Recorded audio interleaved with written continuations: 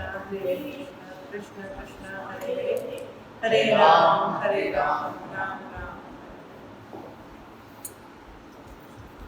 तो पिछली क्लास में हम लोगों ने क्या क्या पॉइंट पढ़ा, कोई बताए? लास्ट क्लास में हमने एक पॉइंट पूछा रह गया था। अभिनंदन, सूक्ष्म शरीर स्थूल शरीर का अंतर समझा हम लोगों ने। क्या सीखा कि स्थूल शरीर कितने चीजों से बना है? 5 तत्वों से बना है ना? क्या क्या 5 तत्व हैं, कौन बताएगा? वायु, जल, अग्नि, आकाश, पृथ्वी। और 3 चीजें जो सूक्ष्म शरीर बना रही है वो क्या है? मन, बुद्धि और अहंकार। मरने पर क्या खत्म होता है? मरने पर क्या खत्म होता है? सिर्फ स्थूल शरीर खत्म होता है। और सूक्ष्म शरीर हमारे को नए शरीर में ले जाने के लिए एक माध्यम बन जाता है, जो हमें नए शरीर में लेके जाता है। और एग्जाम्पल दिए गए थे, जैसे गंध, फूलों के ऊपर से गंध जाती है तो फूलों की खुशबू ले जाती है, वैसे ही सूक्ष्म शरीर हमारे को नए गर्भ की ओर ले जाता है। एक स्पेशल माँ के एक स्पेशल गर्भ में हमारे को स्थापित कर दिया जाता है। और कौन सी योनि होगी वो कैसे डिपेंड करेगा?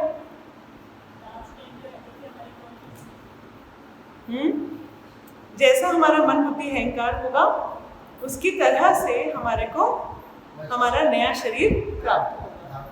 जिस तरह का हमारा नया, जिस तरह का मरते वक्त हमारी कॉन्शियसनेस होगी, मन, बुद्धि, अहंकार होगा, सूक्ष्म शरीर होगा, उसके हिसाब से नया शरीर प्राप्त होगा।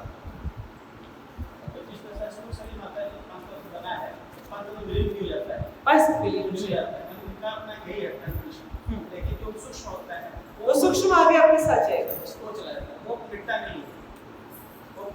जब भक्त होते हैं उनकी भी कैसे होता है? जो बिल्कुल शुद्ध भक्ति करते हैं और जो भक्ति में पूर्ण हो जाते हैं, उनका जो मन है और बुद्धि है और अहंकार है वो सब कृष्ण की ओर हो जाता है। वो कृष्ण की ओर हो जाता है। अगर मेरे मन में है कि मैं बहुत सुंदर दिखाई दूं, तो एक ऐसे गर्भ में ले जाएंगे जहां मैं सुंदर दिखाई दूंगी।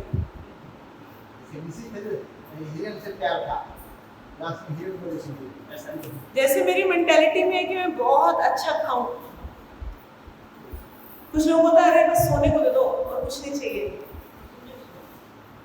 तो मैं पोलर बियर बना देंगे भगवान। ठीक है, एक ऐसे शरीर में जाओ जहाँ आप सो सकते हैं, लंबा सो सकते हैं। 7 महीना तो वैसे सोते रहेंगे और 5 महीने जब जगेंगे वो भी 3-4 घंटे जगेंगे, बाकी टाइम में सोते रहेंगे।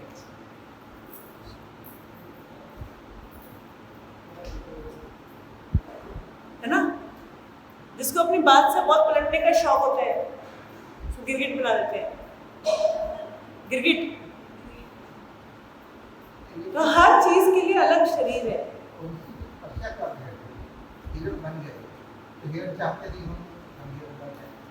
मगर उनकी आसक्ति हिरण में आ गई, उसको जब मरे तो उनको से हिरण के अलावा कुछ और पता ही नहीं था। ऋषि ने थे, भरत महाराज थे, वो पूरी पृथ्वी के राजा थे। 24 साल की आयु में सब कुछ छोड़ करके, पृथ्वी को छोड़ करके वो तपस्या करने चल दिए थे। सब कुछ छोड़ के आए थे। इस पृथ्वी की सबसे सुंदर स्त्री उनकी पत्नी थी, उनको भी छोड़कर, बच्चों को छोड़कर, सब कुछ छोड़कर आ गए थे, मगर कहाँ फंस गए? हिरण के उसमें। आप सभी ने भरत महाराज की कहानी सुनी है? तो भरत महाराज की कहानी क्या कहती है कि ऋषभ देव के पुत्र थे भरत जी, जिनके नाम से आज भारत कहलाता है। वो भरत इतने महान राजा थे वो, और वो राजा पूरी पृथ्वी के राजा थे। अमेरिका, इंडिया के पूरी पृथ्वी के राजा थे। और उन्होंने बहुत ही यंग आयु में अपनी बहुत सुंदर स्त्री, उनकी जो पत्नी थी, अपने बच्चों को सबको छोड़ के, राज्य वजह सब छोड़ करके तपस्या के लिए चले गए थे। और वो पूर्णतः भक्ति की पूर्ण स्थिति पे आ गए थे। जो भक्ति की 9 स्थितियां, उसमें 8वीं स्थिति पर थे वो, भाव स्थिति पे आने के बावजूद क्या हुआ कि इधर जहाँ बैठ के तपस्या कर रहे थे, उन्होंने देखा गर्भवती हिरणी भाग रही थी और उसके पीछे एक शेर लगा हुआ था। और गर्भवती जो हिरणी थी वो डर के मारे पानी में कूद गई और पानी में कूदते ही वो मर गई और उसका गर्भपात हुआ जिसमें उसका बच्चा उसके शरीर से जुड़ा हुआ पानी में बहे जा रहा था। वो बच्चा पानी में बहे जा रहा था तो उन्होंने क्या किया, उस बच्चे की जान बचाने के लिए कूदे और उस बच्चे की जान बचा के उसको बाहर ले आया और उसको पाला पोसा। बट उस हिरण में इतनी आसक्ति हो गई, उनकी इतनी आसक्ति हो गई कि धीरे धीरे उन्होंने क्या किया, तपस्या करना छोड़ दिया। सारा दिन उसको नहलाना, उसको खिलाना, उसको प्यार करना, हर टाइम उसी का बस ध्यान रखना उनको। और धीरे धीरे धीरे धीरे क्या हुआ कि जब एक दिन वो हिरण कहीं वन में इधर निकल गया तो वो डर के मारे उनको ये लगा हाय मेरे हिरण को कोई खाना जाए, हाय कोई शेर ना मिल जाए, हाय कहाँ गया होगा, कहीं मर तो नहीं गया। उस टेंशन में उन्होंने शरीर छोड़ दिया और सीधे से उनको क्या मिला अगले जन्म, हिरण का मिला। अब मेरे को एक बात बताइए, आप बोलेंगे माता जी हम तो कहीं किसी स्थिति पे नहीं है, वो तो एक तरह से उच्च कोटि के भक्त चितरन हम लोग कहते हैं भाव स्थिति थी, तो भक्त भरत महाराज की भाव स्थिति थी। उस स्थिति पर आकर भी वो गिर गए, हिरण बन गए। तो उन्होंने क्या गलती की थी? तो इतनी हाई स्टेज पे भी जाके अगर कोई ऐसे जानवर योनि में चले जाने लग गया तो फिर तो भक्ति का फायदा क्या हुआ? क्या गलती क्या थी? आपको बताएगा इनमें से?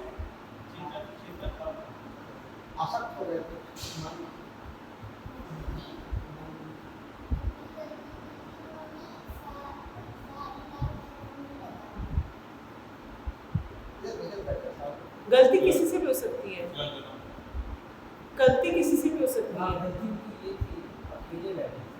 हाँ, अगर वो किसी के शेल्टर में होते, शेल्टर में होते, शरण में होते, अगर वो किसी ऋषि मुनियों को संग लेकर के अपनी तपस्या करते तो कोई ना कोई उनको यूं पकड़ के बोलता अरे क्या कर रहा है, तो हिरण में आसक्त हो रहे। कोई उनका हाथ पकड़ के उनको कान पकड़ के समझा देता। मगर उनकी इकलौती गलती ये थी कि उन्होंने जो कुछ किया वो अकेले बैठ के किया, और अकेले में बहुत हाई चांसेस होते हैं कि हम कोई ना कोई मिस्टेक करके गिर जाएंगे। हमें हमेशा शेल्टर में होना चाहिए, कोई हमारे ऊपर अथॉरिटी होनी चाहिए, स्पिरिचुअल अथॉरिटी। दो तरह की अथॉरिटी होती है, स्पिरिचुअल अथॉरिटी और एक एडमिनिस्ट्रेटिव अथॉरिटी। तो किसी इंसान को दोनों अथॉरिटी का रोल प्ले करना बड़ा मुश्किल होता है। जब आपकी स्पिरिचुअल अथॉरिटी कोई और एडमिनिस्ट्रेटिव अथॉरिटी तो उसके लिए बड़ा चैलेंजिंग हो जाता है। ऐसा भी ब्रह्मा जी लिखा होगा कि आप असक्त हो जाओ, हर दिन ऐसा नहीं, ठीक है, आसक्ति हम सबको कहीं पे भी हो सकती है। आसक्ति एक ऐसी चीज है जहां पर हम कहीं से भी हो सकते हैं, मगर जब हम भक्तों के संग में रहते हैं तो क्या होता है कि जैसे ही हम कोई गलती करने लगेंगे सामने वाला बोलेगा क्या कर रहे हो, ज्यादा नहीं हो रहा, ये क्या हिरण के बच्चे को लेके बैठा था साथ में, और उसी टाइम वो अलर्ट हो जाते हैं। शुरुआत में जहां वो आसक्ति डीप नहीं हुई थी, बहुत हल्के लेवल पे थी,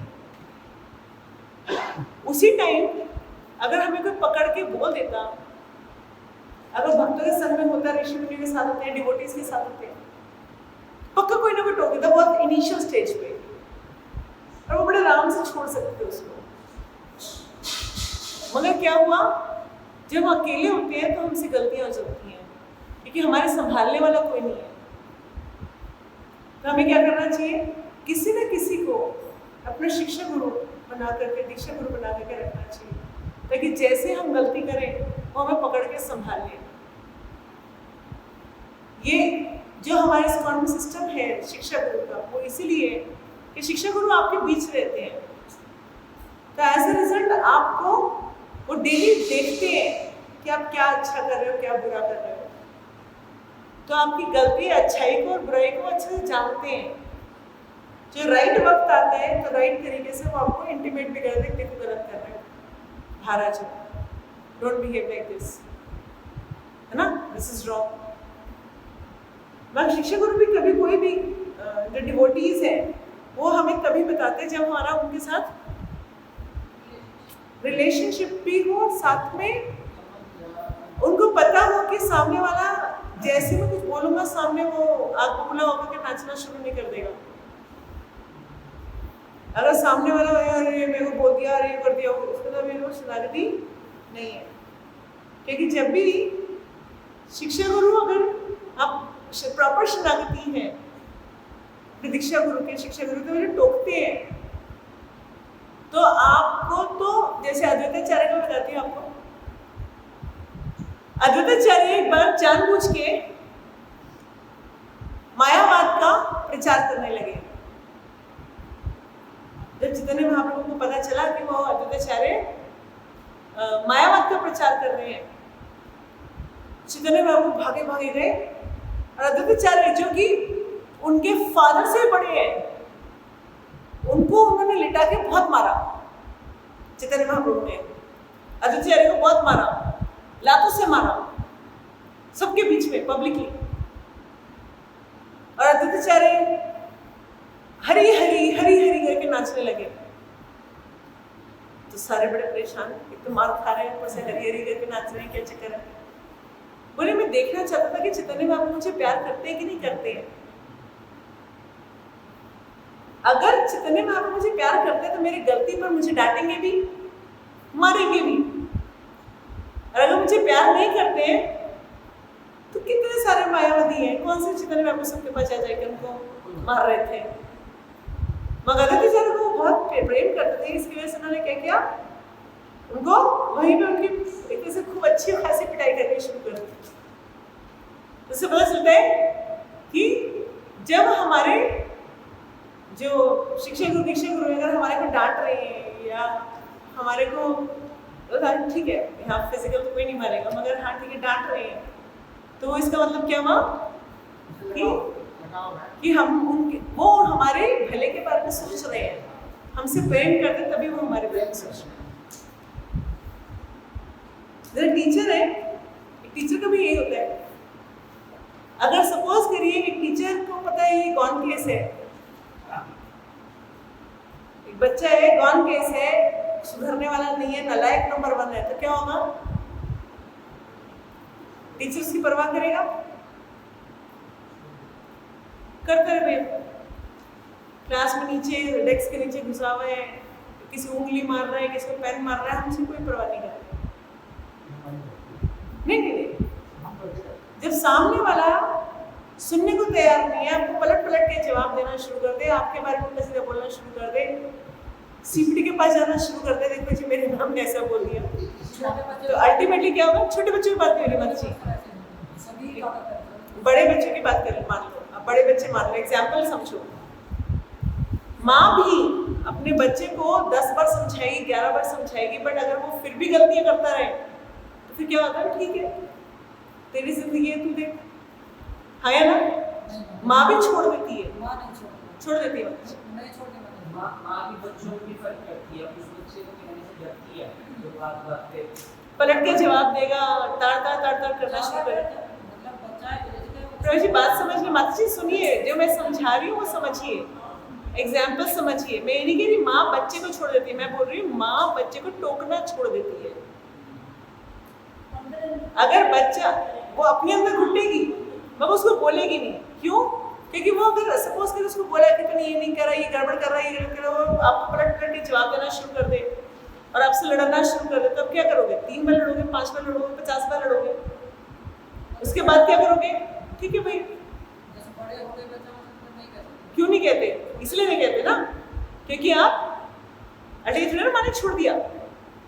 ऐसे ही गुरु भी छोड़ता नहीं है, टीचर जो पढ़ा रहा है वो भी उसको छोड़ता नहीं, उसके साथ भी उसको कहीं ना कहीं फिर भी कंसर्न होता है।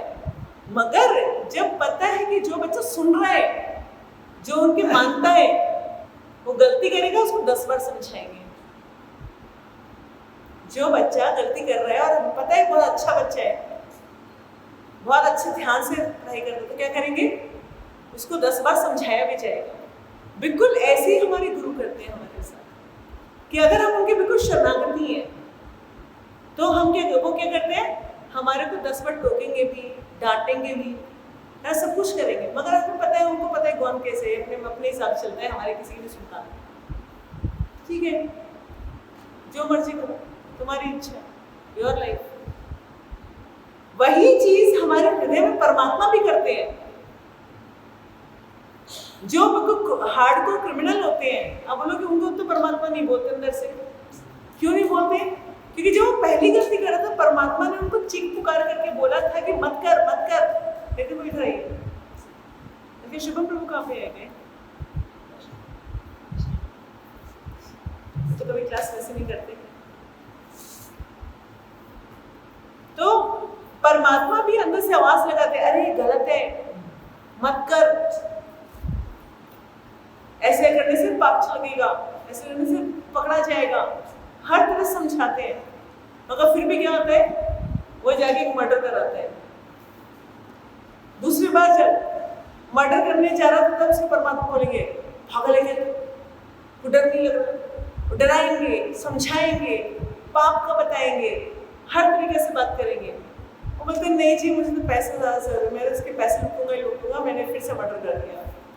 अब परमात्मा फिर अल्टीमेटली बोले ठीक है भाई, देखो जो भोगना है तो भोगना ही है, मैं तो कितनी बार बोलूँगा। उसके बाद वो अंदर की आत्मा बोलना बंद कर देती। कई बार बोलते हैं इसकी अंतरात्मा मर गई है, डायलॉग है, इसकी अंतरात्मा तो मर गई है, ये तो क्रिमिनल बन गया, हार्डकोर क्रिमिनल बन गया। कैसे बना?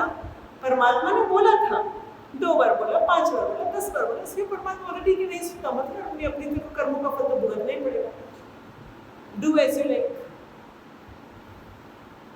आपको बात समझ में आ रही है? तो बिल्कुल वैसे ही हमारे गुरु, हमारे साथ जो डिवोटीज हैं, वो भी ऐसे ही हमारे साथ बिहेव करते हैं। अगर हम शरणागति होंगे, हम उनकी बात समझने को तैयार होंगे, तो फिर क्या होगा, वो हमारी केयर करेंगे। और हम अपने हिसाब से चलना चाहते हैं, ठीक है, ओके।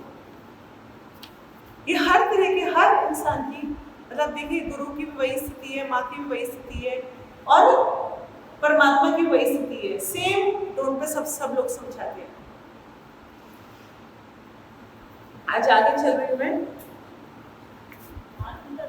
आत्म तत्व।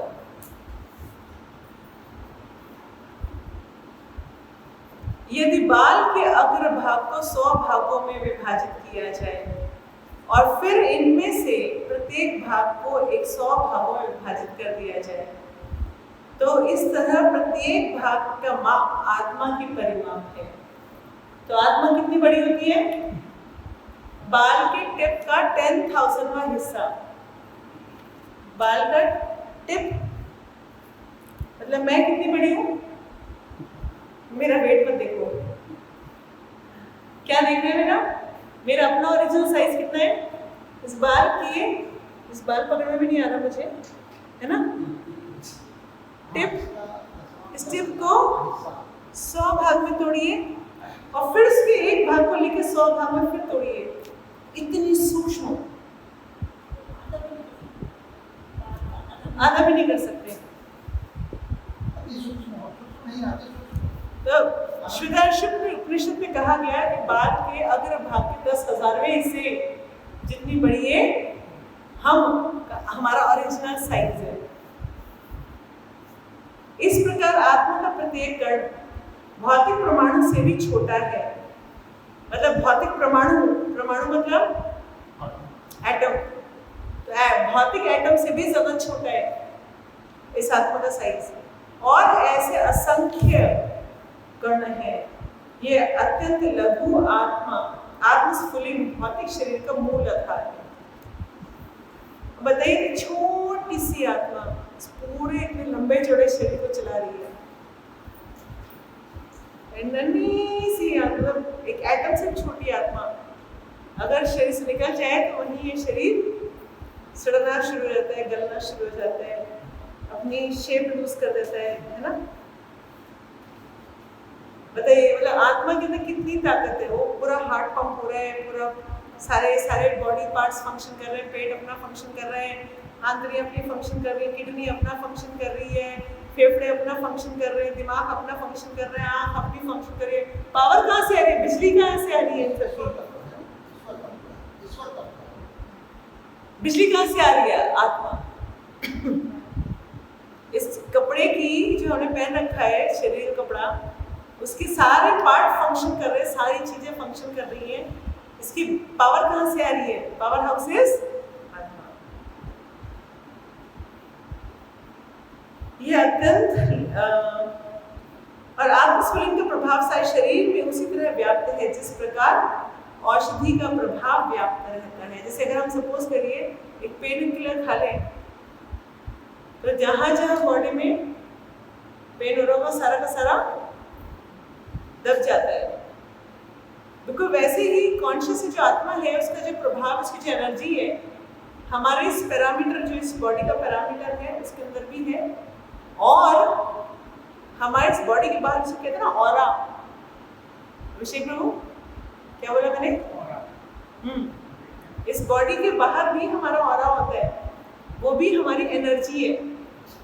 और जितना ज्यादा हम डिवोटी अच्छे बनते जाएंगे, क्या होगा? आत्मा स्ट्रांग होती जाएगी, उतना ज्यादा उस इंसान का ऑरा भी बढ़ता जाएगा। तो ये बिल्कुल वैसे जैसे मैग्नेटिक फील्ड होती है ना, अरे बोलते हैं, ये इंग्लिश वर्ड ही है। तो हमारी लिमिट्स यहाँ तक है। जैसे मैग्नेट है, मैग्नेट की बॉडी वहीं तक है, मगर उसका प्रभाव कहाँ तक जा रहा है? मैग्नेट की मैग्नेटिज्म कहाँ तक जाती है? मैग्नेट चुंबक, चुंबक की रेंज कहाँ तक है? जैसे इतना चुंबक कितना होगा, और बहुत स्ट्रॉन्ग चुंबक है तो और ज्यादा तक होगा, है ना? तो बिल्कुल ऐसे ही हमारा ये जो आत्मा है, वो इस बॉडी के अंदर कॉन्शियसनेस है। मतलब पूरी एक यहाँ पे भी छोटा सा मार देंगे पिंच, तो भी पता चलेगा। हमारे बालों को खींचेगा तो भी पता चलेगा। तो हमारे हर बॉडी के हर उसके अंदर आत्मा का एनर्जी है। ये तो हो गया मैग्नेट की तरह से बॉडी हो गई। अब इसकी मैग्नेटिज्म कहाँ तक जा रही है? और दूर तक जा सकती है, और दूर तक जा सकती है। जिनको ऑरा स्कैन करना आता है तो वो देख सकते हैं कि जिसकी भक्ति जितनी ज्यादा स्ट्रांग होगी ना, उसका ऑरा उतना ज्यादा होगा। प्रभाव मैग्नेटिज्म पूरा एक ऑरा होता है हमारे ऊपर, हमारे शरीर के ऊपर एक शील्ड की तरह होता है।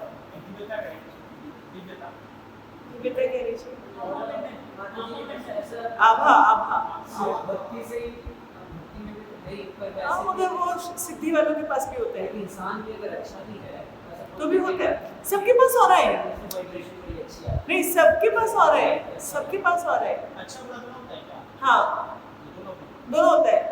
कई बार किसी गलत इंसान के आसपास से निकल जाओ ना, तो मन ना, जैसे आप हैं, आप हमेशा हंसते रहते हैं, तो आपके पास आपकी भी खुशी हो जाती है। जिसकी जो टेंशन वाला बंदा हो, जो सारा टाइम टेंशन में होगा, अगर आप उसके पास से बैठेंगे भी ना, कुछ बोलेगा भी नहीं, तो भी आपको ना टेंशन वाली फीलिंग होएगी अंदर। से उनके पास से गुजरने से भी आपको टेंशन फील होएगी।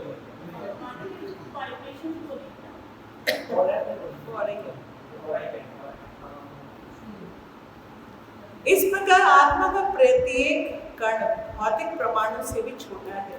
चेतन पढ़िए, मुंडक उपनिषद में सूक्ष्म आत्मा के अधिक विवेचना हुई है। आत्मा आकार में अणु तुल्य है, अणु मतलब एटम से भी छोटी है, जिसे पूर्ण बुद्धि के द्वारा जाना जा सकता है। यह अणु आत्मा 5 प्रकार के प्राणों में तैर रहा है। हमारी बॉडी में 5 तरह के प्राण हैं, द 5 इसको कहते हैं लाइफ एयर्स।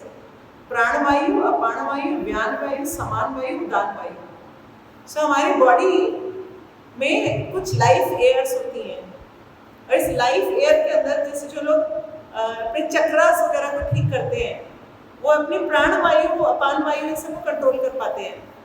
जो हम लोग प्राणायाम करते हैं, वो भी वायु को रेगुलेट करता है। तो हमारी ये जो आत्मा है, ये 5 तरह के प्राणवायु में तैर रही है, और उसी प्राणवायु इन्हीं लाइफ फोर्सेस की वजह से ऑरा होता है। अगर डेड बॉडी का देखें कोई ऑरा नहीं है, अगर आप डेड बॉडी के पास जाकर के ऑरा, किसी को ऑरा स्कैन करना आता हो, तो अगर डेड बॉडी के आप देखेंगे तो बिल्कुल कोई ऑरा नहीं होगा, नील हो जाता है, क्योंकि वो ऑरा किसकी वजह से है? ऑरा किसकी वजह से है? आत्मा की वजह से। आत्मा निकली तो उसी टाइम उसको ऑरा फिनिश। तो एनर्जी है ना, आप बात नहीं समझे भाई। एक आत्मा है, जो आत्मा है वो हमारे हृदय में वास करती है, और यहाँ से पूरी बॉडी को, बॉडी की हर पार्ट में पूरी तरह से वो व्याप्त एनर्जी देती है। मगर जैसे मैग्नेट के अंदर, मैग्नेट की उस बॉडी के बाहर भी मैग्नेटिज्म होता है चुंबक के अंदर, वैसे हमारी बॉडी के बाहर भी हमारी कुछ एनर्जी रेडिएट करती है, इसको कहते हैं ऑरा। और ये जो हमारी आत्मा है, ये किसके अंदर चल रही है? हमारी 5 तरह की प्राणवायु में।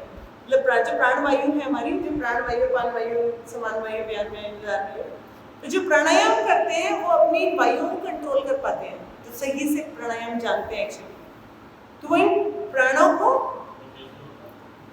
तो कुंडली वगैरह जो चक्र वगैरह होते हैं उन सबको कंट्रोल कर पाते हैं।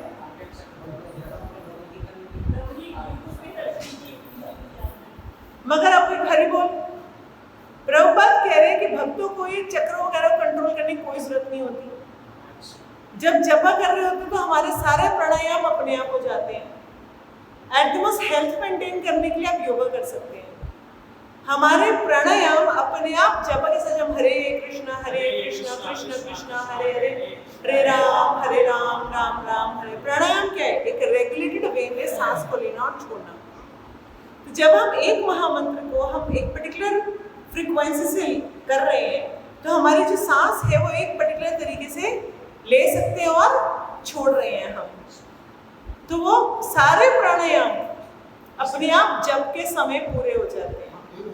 तो 2 घंटा हम जब जप कर रहे होते हैं तो 2 घंटा हमारा प्राणायाम अपने आप पूरा होता है, कोई जरूरत नहीं है।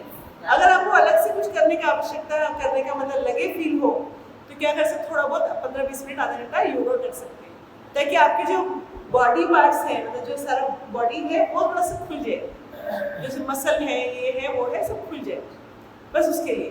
बट हमारी जो प्राणायाम है, ये सारे कंट्रोल है, ये सब अपने आप जब प्रोसेस में कंप्लीट हो जाते हैं।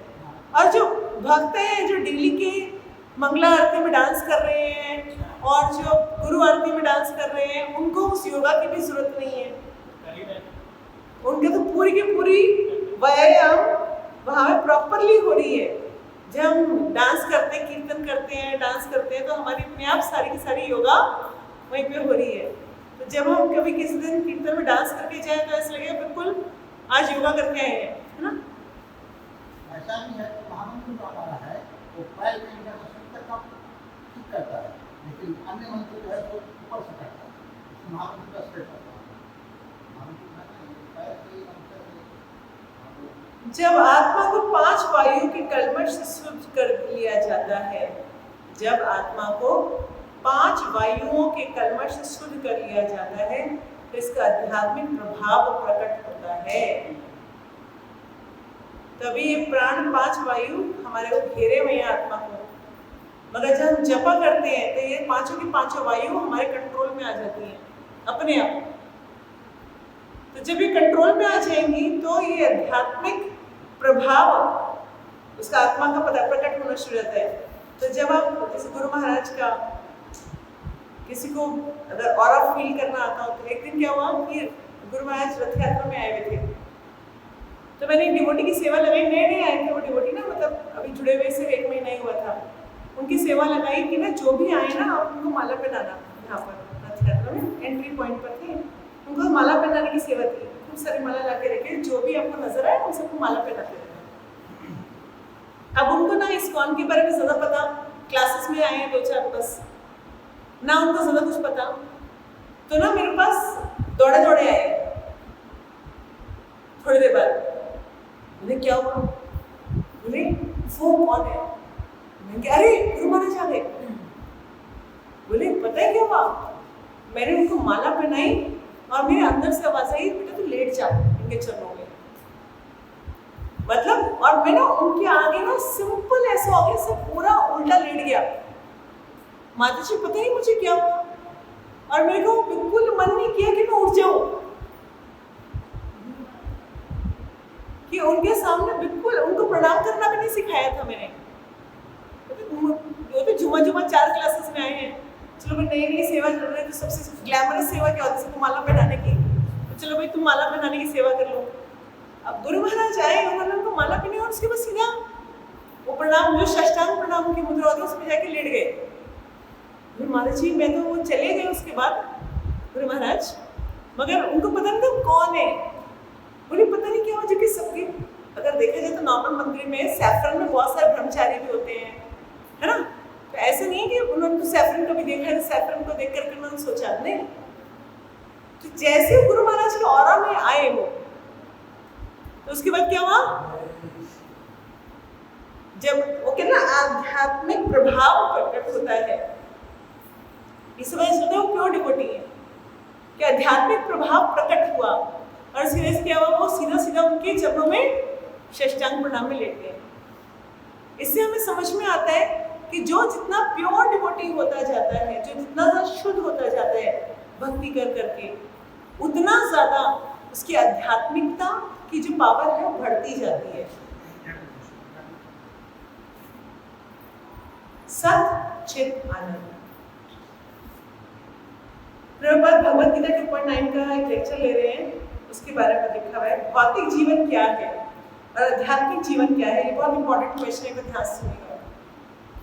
भौतिक जीवन क्या है, मतलब मटेरियल लाइफ क्या है, और आध्यात्मिक जीवन क्या है, मतलब स्पिरिचुअल लाइफ क्या है। भौतिक मतलब मटेरियल और आध्यात्मिक मतलब स्पिरिचुअल। यह समझना ही शिक्षा है। तो प्रभुपाद कह रहे हैं ये स्पिरिचुअल लाइफ और मटेरियल लाइफ का डिफरेंस समझना ही असली एजुकेशन है। आध्यात्मिक जीवन का अर्थ है सच्चिदानंद विग्रह। सत मतलब नित्य, इटर्नल। सत मतलब इटर्नल, जो कभी खत्म ना हो। चित मतलब ज्ञान से पूर्ण, ज्ञान से पूर्ण मतलब कि ऑल नॉलेज। और आनंद मतलब परमानंद, मतलब कि हैप्पीनेस। तो इटर्नल, फिर देन नॉलेज और हैप्पीनेस, ये हमारी आत्मा के 3 एस्पेक्ट है। तो कल मैं एग्जांपल दे रही थी कि जो आत्मा है वो सच्चिदानंद बनी हुई है, सच्चिदानंद है। तो जैसे मैंने कल एग्जांपल दिया था, पानी में तेल को घोल नहीं सकते आप, कितना ही फेंट लीजिए घोलेंगे नहीं।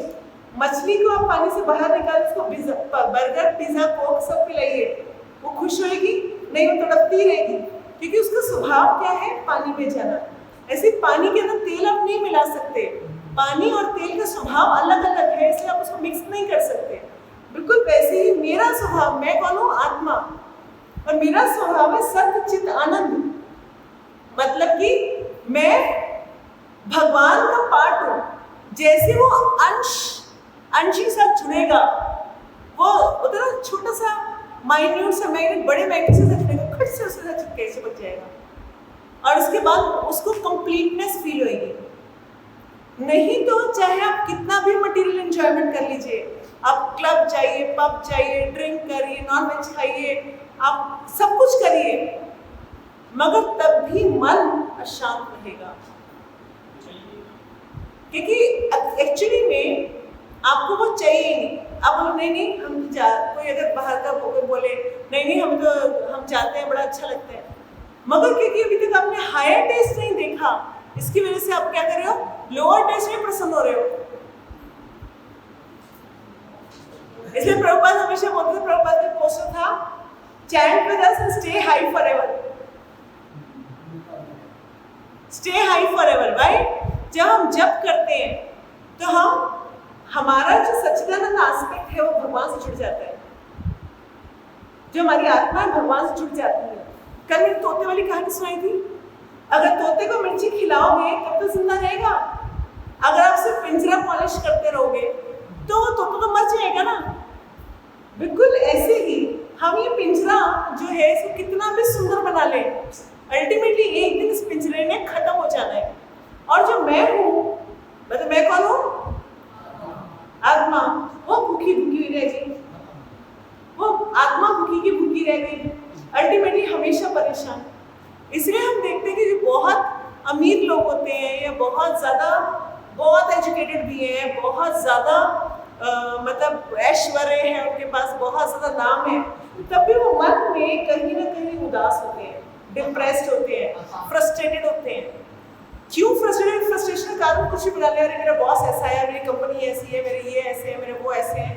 फ्रस्ट्रेशन का कारण हमारे पास बहुत सारे मिल सकते हैं, मगर एक्चुअली एपरेंटली वो कारण नहीं है।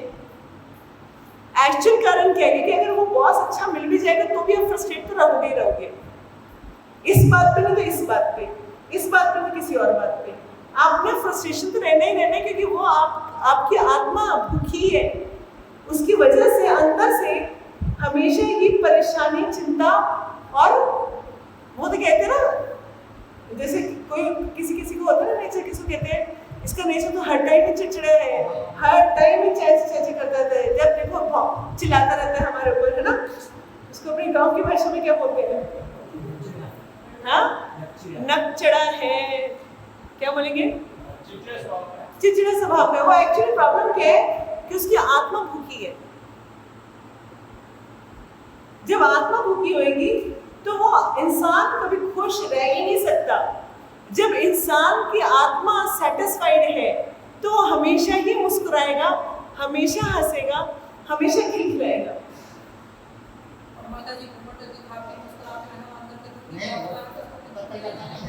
अगर मैं आपकी बाहर की दिखावटी मुस्कुराहट की बातें नहीं कर रही, मैं हरि बोल, एक मिनट मत जी, एक मिनट चाहिए।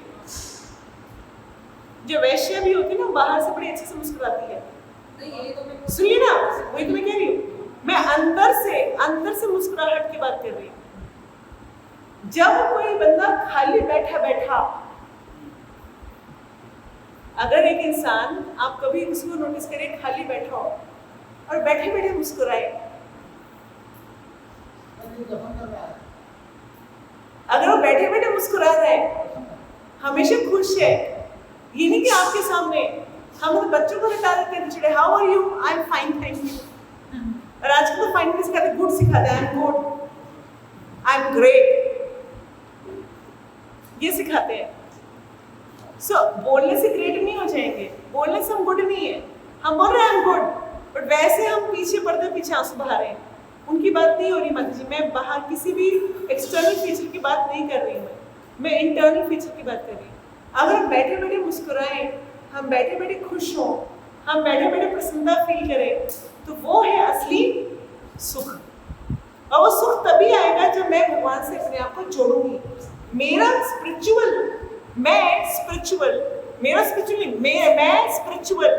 जब अल्टीमेट स्पिरिचुअल से जुड़ जाएगा, तब मैं खुश रहना शुरू हो जाऊंगी। जब तक ये कनेक्शन, वैसे तो जैसे बिजली कनेक्शन देखा है ना, कई बार लूज हो जाता है ना, तो कभी कभी बिजली आती है, कभी स्पार्किंग हो रही है ना, तो हम कभी उदास होते हैं, कभी चीख रहे होते हैं, कभी गुस्सा हो रहा है। अभी तो हम 3 गुणों के चक्कर में हैं। अभी हम भगवान से कनेक्शन शायद थोड़ी देर के लिए, कुछ सेकंड्स के लिए बनता है, उसके बाद फिर छोड़ छाड़ के फिर उधर के 3 गुणों के चक्कर में फंस जाते हैं, फिर सतगुण रजगुण तमगुण हमें घेर लेता है। तो when are we going to be happy? Nalakshmi Mataji, when are we going to be happy? We are going to be happy only when we connect to Krishna. When this connection is with Krishna, because I am Satchidanand, he is Satchidanand, if I am connecting with him, so I'll be happy. If I get so many things, I get a good car, I get a big house, I get a lot of money, I get, चाहे कुछ भी मिल जाए मुझको, I will not be happy because I am not connected to Krishna. यही हमारी नित्य स्थिति है, यही भगवान की नित्य स्थिति है। भगवान और हमारे बीच भिन्नता यह है कि भगवान को कभी भी भौतिक शरीर धारण नहीं करना पड़ता है। भगवान कभी भौतिक शरीर धारण नहीं करते। भगवान कृष्ण जब आप देखते हैं तो भगवान का ये पूरा मूल स्वरूप है। भगवान राम को देखते तो भगवान राम का मूल स्वरूप है,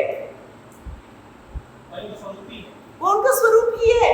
तभी सुविशेषता सच्चिदानंद विग्रह, क्या बोलते, ईश्वर परम कृष्ण सच्चिदानंद विग्रह, अनादिरादिर गोविंद सर्व कारण कारणम क्या बोला? ईश्वर परम कृष्ण, इजी हिंदी है। ईश्वर परम कौन है? कृष्ण। क्या? सच्चिदानंद विग्रह। विग्रह मतलब बॉडी। उनकी बॉडी क्या? पूरी की पूरी सच्चिदानंदी है। हमारी तरह 5 तत्वों से बनी बॉडी नहीं है।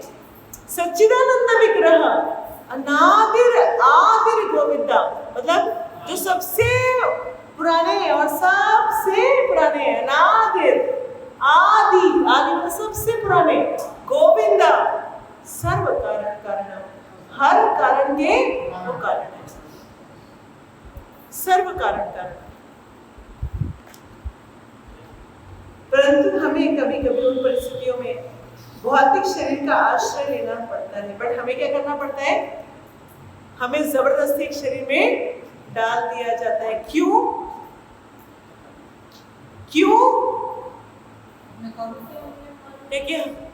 क्योंकि हमारे मन में बहुत सारी इच्छाएं, क्योंकि हमारे बहुत सारे कर्म बंधन है, हमें सुख दुख भी भोगने हैं, पाप पुण्य कर रखे हैं। इसके लिए वो सब बैलेंस पूरा करने के लिए हमें क्या करना है?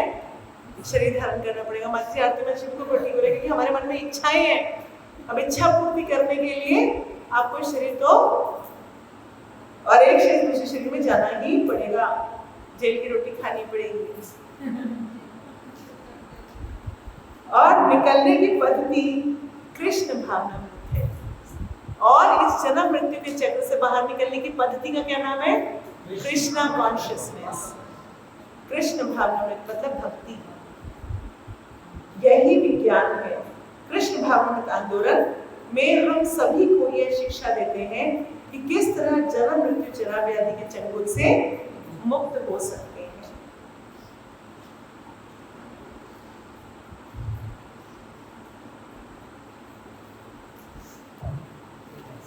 क्या समझा आप लोगों ने? हमारी इच्छा धीरे धीरे धीरे धीरे प्योर होकर हम भगवान की सेवा के लिए इच्छा करना शुरू कर देंगे। भगवान की सेवा में इच्छाओं को आप बंद नहीं कर सकते। अभी तक तो मेरे लिए चाहिए हर चीज। हम बहाना भगवान का लगाएंगे। हमें BMW चाहिए। क्यों चाहिए? बहाना क्या करेंगे? अरे बड़ी गाड़ी आएगी तो भगवान को दिखाएंगे, भगवान के मंदिर जाएंगे, वृंदावन होके आएंगे। अरे भाई वृंदावन जाने के लिए BMW क्यों चाहिए तुम्हारे? है ना? बहाना क्या चाहिए? भगवान के लिए चाहिए। किसके लिए? अपनी ईगो के लिए। मेरे पास BMW है, दिखावा।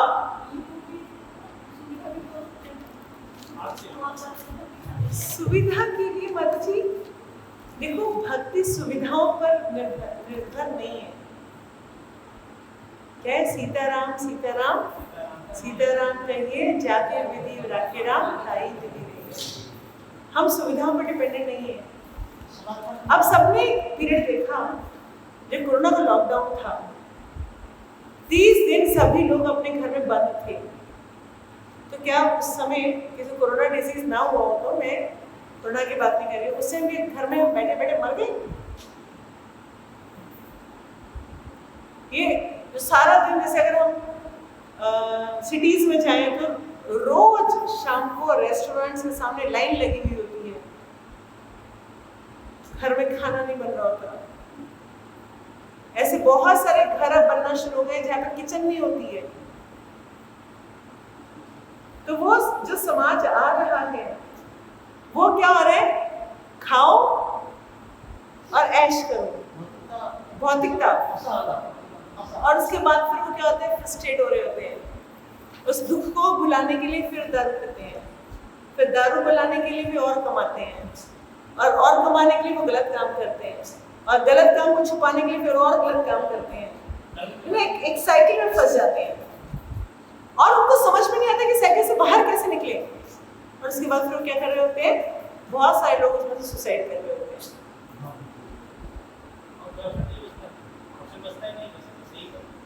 अभी मैं आज एक आर्टिकल मेरे किसी ने भेजा कि कोरोना के बाद अब एक नया चीज आने वाला है, उसका नाम है सुसाइड चेन।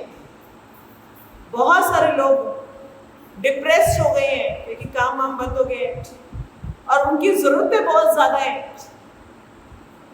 अब उनको नए कपड़े पहने हुए महीने हो चुके हैं, उनको नई चीज लाए हुए शॉपिंग गए हुए बहुत दिन हो चुके हैं, तो इसकी वजह से लोग इतने फ्रस्ट्रेट हो रहे हैं, डिप्रेशन में जा रहे हैं, और उसकी वजह से सुसाइड की चेन अब और 2-3 महीने में सुसाइड केसेस बहुत आने वाले हैं। पूरा एक आर्टिकल था इसके ऊपर।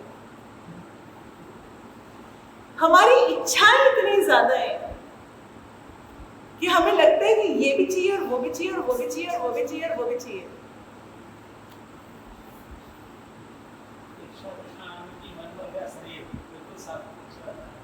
तो हमारी इच्छाओं कहाँ लेके जाना है? कृष्ण की ओर।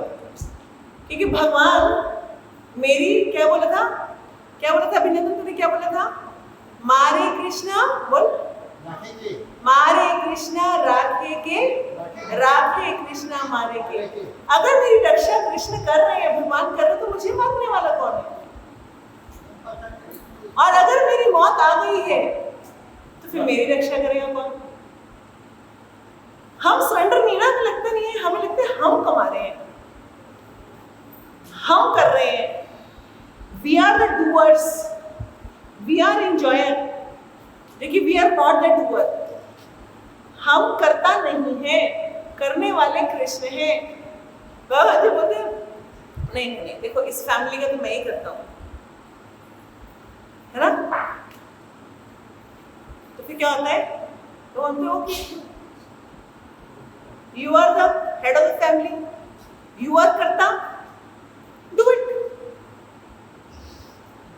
जो मतलब मैं अपने बच्चों को पालूंगा पोसूंगा, भगवान मुझे okay, no problem, you do it. जब मुझे नहीं भगवान हम कुछ नहीं कर रहे, जो करने वाले आप हैं, भगवान मुझे अच्छा मेरे को करना है, अच्छा मैं देखता हूँ। अगर हम क्या बोलते नहीं, देखो ये काम तो मैं ही करता हूँ, आप कुछ ही बोलो मत जी, कर तो रहे हैं ना, प्रवेश में इंग्लिश तो पढ़ा ही रहा हूँ ना मैं, है ना? पढ़ा तो मैं ही रहा हूँ ना। Answer is no. We are doing it as a service to Krishna. हम भगवान की सेवा कर रहे हैं। सेवा मुझे बेस्ट करनी है, मैं भगवान के लिए सेवा कर रहा हूँ, सेवा मुझे अच्छे से अच्छी करनी है, मगर काम करने वाला मैं नहीं हूँ। क्योंकि अगर एक दिन जरा सा भगवान हल्का सा ना करने के मन में हो कि हमें नहीं करने देना, क्या होगा? फीवर हो जाएगा। अरे भैया 98.6 तक तो हम कूद रहे होते हैं, मैं करता हूँ, और 0.4 डिग्री बढ़ते ही 99 होते हैं, हम खट पकड़ लेते हैं। सबसे बड़ी बात नहीं अपनी लगती है, काम ही नहीं होता, वो काम खुद होते भी हो भी जाते। हम सोच रहे हैं मैं नहीं करूँ ना, कुछ नहीं होने वाला। तो हम सिर्फ एक माध्यम है जिसके थ्रू भगवान ने हमसे कुछ कार्य कराना है। इसलिए हमें अपने आप को फ्री छोड़ के रखना चाहिए, टेंशन फ्री, और हमने अपनी सेवा बेस्ट करनी है। जो काम दे दिया वो बेस्ट करना है, क्योंकि वो काम किसके लिए? भगवान की सेवा के लिए। अगर हम अपनी सेवा बेस्ट करना शुरू कर दें, भगवान ये कहते हैं तू मेरे काम में तो मैं तेरे काम में, तू अपने काम में तो मैं अपने काम में। राइट? अब आप बताइए कि आपने केशव को पढ़ा सकते हैं? नहीं। भगवान पढ़ा सकते हैं? तो फिर क्या करो? तू मेरे काम में तो मैं तेरे काम में, है ना? आप भगवान की सेवा में रहेंगे तो भगवान अपने आप उसकी नैया पार लगा देंगे। एक बार परमात्मा अंदर से बोल दे बेटा पढ़ना है चिकन से, वो दौड़ दौड़ के पढ़ना शुरू हो जाएगा, है ना?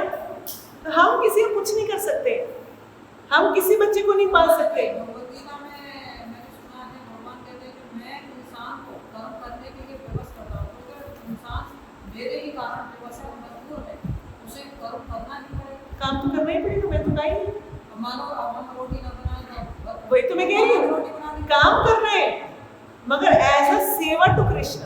वही आपके वाले को रिटर्न आते हैं, विवश में हम काम विवश हैं, वो विवश को कितना देर भगवान के लिए कर ले। हम उस मेंटालिटी को लिए हैं कि जो भी हम काम कर रहे हैं, आप बिल्कुल ठीक कह रहे हो कि हम कर्म करने के लिए विवश है।